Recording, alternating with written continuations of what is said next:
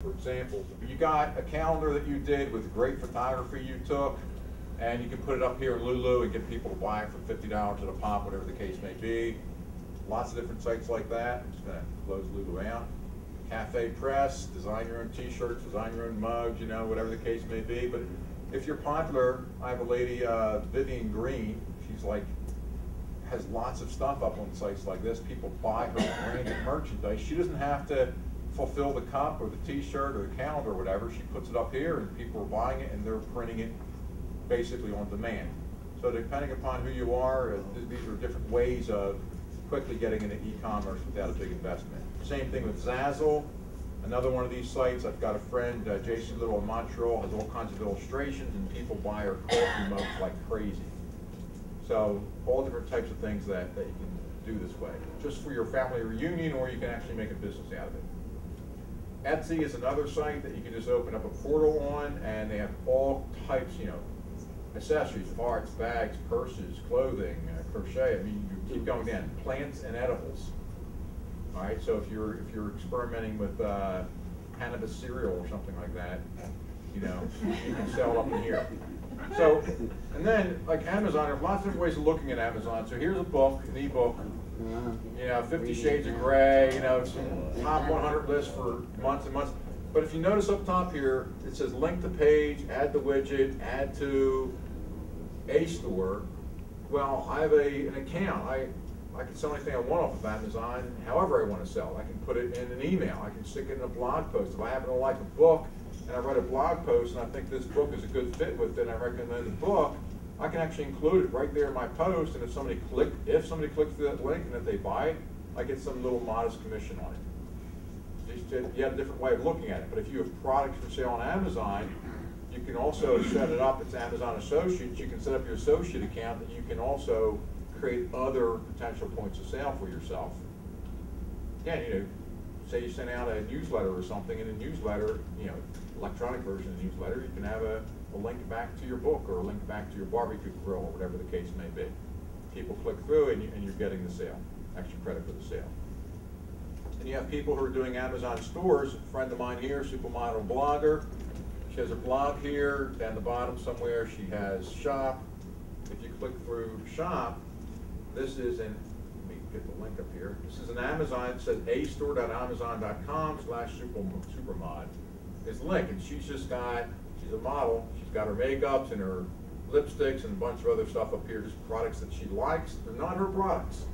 But people like this lady, I mean, they like her a lot, and they're like, oh, she likes the Revlon Super Lustrous Green Lipstick, whatever. And they'll buy it, and then, you know, she gets a little bit off of that. Different way of doing e-commerce, right? Lots of different models out there. Reflex Sports, a client of mine, they have a number of different products for triathletes, cyclists, swimmers. If you click through the Buy Now link, which I'll do right now, they're actually using UltraCard. I don't understand what happened to their coupon code here. They're missing their coupon code, and they're also let their certificate lapse, because if they had their certificate installed correctly, you would never see you're going to UltraCard and still use their domain name. But if you're keeping their look and feel, you still think that you're on their site.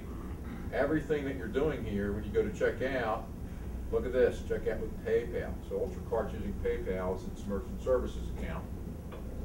And people can purchase right here, and I'll redirect them right back to the main site. So they've integrated this as their e-commerce on the back end. They're still doing their own fulfillment, so at the end of the day, they're getting a, you know, pick list of, you know, John Jones ordered this in Long Island. You know, they still have to do all their own manual shipping and also supplying them all their files for accounting. So again, they got their own website, the WordPress website. They put UltraCard in at the back end, integrated to the look and feel of the website, and off they go. Different example here, Dumpster Source. They're a client of mine for a couple things, but way back in a previous life, I actually built this site out. So if you go to 19128, Philadelphia zip code, and you submit, then you can go ahead and you can see, here's my 30-yard dumpster, 4 ton, it's ideal for so-and-so, here's my base rate, I can schedule it right now. And I can go ahead and when I schedule it, you know, I start to fill out all my calendar information, all my contact information, I sweep my credit card, and, you know, 5 days later, a dumpster's gonna show up in my front yard. This is interesting because dumpsters are not the same price anywhere. They're different prices almost by zip code. So there's 40 products in the shopping cart against 44,000 municipalities. So this is not UltraCart, this is not ZenCart, this is sitting in .NET, its own customized database, but we're still using code from a shopping cart system to do the actual merchant services link. All right, and that's kind of the full spectrum. And down below, it's McAfee secure, it's authorized.net, you know, it's GoDaddy secured, and we got all our different little bumper stickers here to, you know, and we're using authorized.net as the merchant service. Okay, so that's kind of, you know, you go from selling a calendar to go doing very complicated transactions like roll-off dumpsters. So that's kind of my show and tell. Let's just open it up for questions, general questions, comments. Everyone's mind blown? Yes, sir. What do you think about GoDaddy? Hate GoDaddy. Hate GoDaddy. I hate GoDaddy for a lot of reasons. I mean, first of all, from a service provider, they are literally a pain in the ass to deal with. They make everything so difficult. If you want to try to move somebody's domain, you want to try and install other services on there, they obstruct you right, left, and center. When I find somebody and they have GoDaddy, I mean, they no longer do it within a month. I always get them off the GoDaddy. They're really pain. And their template sites, nah, they're the worst. What so about yeah, I'm a big Highway? GoDaddy non-fan. Mac Highway? Service. Middle of the road. They're okay. Middle of the road. Yes, sir. Let's say I have a brick and mortar store and I sell widgets. Yeah. And somebody can go online to an online presence and find widgets for half the price that I could sell them in my brick and mortar store. Yeah.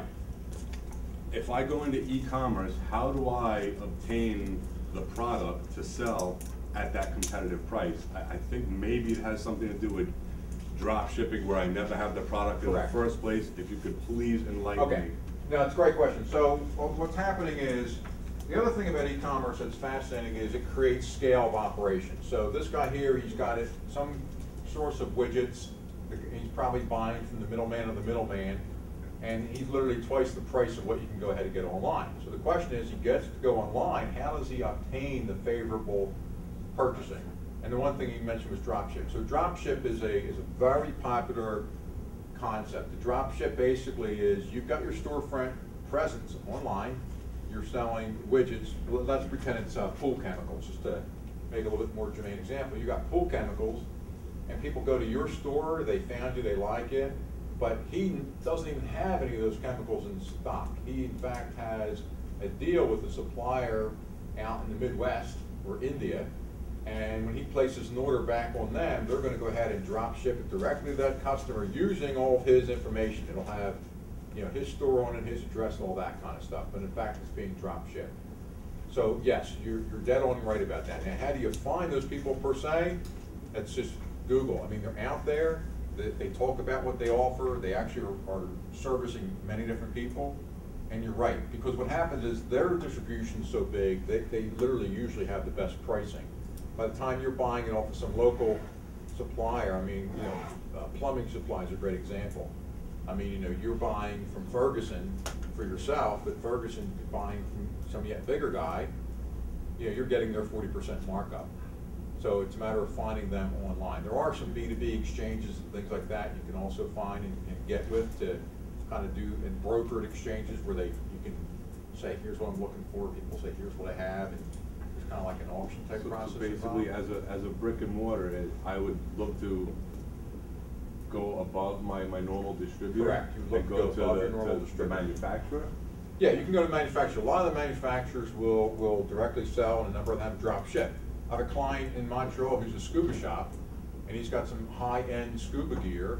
He doesn't stock it. You know, the manufacturer's drop shipping it for him. You know, but he has it all online. You can go on his site and order all this gear, and it's being drop shipped from several different sources.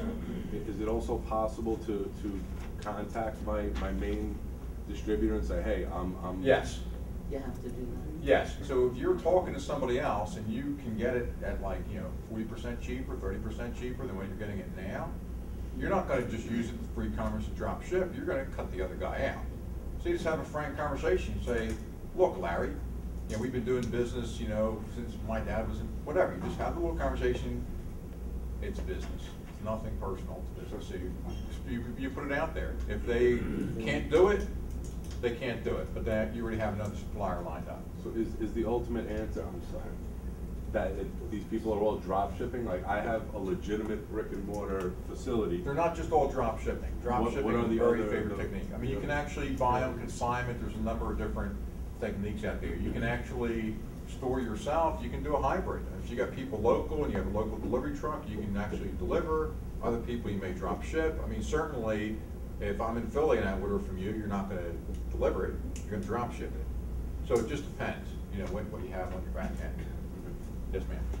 I have my website on GoDaddy. Okay. What alternatives do you recommend? What kind of website is it? I paint murals, decorative painting, Okay. finishes, Okay. children's murals. Okay, see, the artsy folks get sucked in every time. Yeah. Okay, so, but is it a WordPress site? Is it just an HTML? Is it one of their GoDaddy template things? No, my friend designed it with me. Okay, so it's probably an HTML. You're not sure. Okay, so no problem, okay? Kind of my favorite, there's a number of them out there. My personal favorite is Bluehost.com. The reason why I like Bluehost is they're in Salt Lake City, Utah, or somewhere out in Utah area. I don't know if they're Mormons or not, it doesn't matter, but they're the nicest people. And I've been on the phone with them like 3:30 in the morning with a problem that was not theirs, but they're helping me out with it, they're talking me through it, and they just take care of you. And they're very, very inexpensive. I have my own personal hosting account. I have like 30 different websites. I pick up little yoga instructors along the way and tuck them under my wing, So you can host multiple domains, and they have tons of really easy to use software. You can one button install WordPress and other applications on there. Would I be able to transfer from GoDaddy Yes, to what you that do fairly is easily? buy an account. You need a domain name by the account. Okay. You can't use your one on GoDaddy because GoDaddy's still locked up. Got it. But you do, I am the best artist in New York State domain name or something like that. Doesn't matter. It's just what your hosting account's under. Once you get that established, you then go back to GoDaddy and go through the very torturous process of getting your domain unlocked. And whoever put your website up there, I'm sure has FTP access, it's just file transfer protocol access. They literally download it to their PC, upload it to Bluehost, repoint the domain name server from GoDaddy to Bluehost, and you're ready to rock within a half an hour. All right, so my website designer would know. how to Yes, transfer. and they can certainly, anything I'm talking about today, the best way to find me is to tweet me. I answer emails, just email me, Okay. tweet me, LinkedIn me, Facebook me, phone me, whatever. And I'd be happy to help with that. Great. My Thank you. personal mission. Down with GoDaddy, it's going down. It's not even about the elephant, man, it's about everything else. Okay. Yes. I have a website on barbecue grills, Mhm. and there is a competitor out there. I mean, there's no way he buys from distributors. Yeah. I'm sure that he buys in quantity. I can't even come close to his price. Yeah. And he has, unfortunately, he's got a great website, he's got a chef that's on there all the time, he's got all these things. Yeah. And I've come short of calling them and trying to negotiate to buy through them. Yeah. Because I can't. Okay, so she has a competitor, the guy's kicking her butt. He's got a chef, he's got all kinds of things going on, the website looks good, but yeah, call them, because you know what, you're getting some valuable information out of it. The guy may say, look, I got a friend who's in China, I'm getting instruction from China or something. And who knows, he very well may do some kind of deal with you as well. The thing though is, how do you differentiate yourself? At the end of the day, you don't want it to just be on price. He has some other differentiators if he has a chef in there or something like that. But if you can find some other way to make yourself valuable, maybe it's your customer service, maybe you've got great, weekly barbecuing tips or something that people like. At the end of the day, people will spend a little bit more money for the relationship and to be with somebody that they enjoy and can trust versus just the lowest price. Right. And at the end of the day, some people are just lowest price, but they may not be your best customers anyway. So yeah, I would call them. You can't lose anything by calling them. How do you integrate the process of drop shipping with your shopping cart? Does the customer go through the shopping cart and then Yeah. the transaction goes to the person who drop ships it? Correct. Correct. If they want to go through your shopping cart, hit your back end. When your back end, you have a little logic gate that says, should be drop shipped. No, I can deliver local if you're going to go that route. And then that order just winds up going right to the drop shipper with all that customer information. Again, they're set up on their end to just invoice it with your brand and all that kind of stuff when it actually ships So out. I'm just like the face up front, and I have nothing really to do with it after that point. Well, Except no, for the don't customer consider saying- yourself a face up front. That's a big mistake, because then if they have a problem with it, they're not getting in touch with the drop shipper, they're getting back in touch with you. So you still need to maintain returns, customer service, technical questions or whatever. So yeah, but you're not touching the fulfillment side of it, correct? Right, okay. Correct. Okay. Yeah. Okay, we are gonna wrap up because this gentleman has talked for hours and has imparted more information than you probably could get anywhere else in a few hours. So we thank you so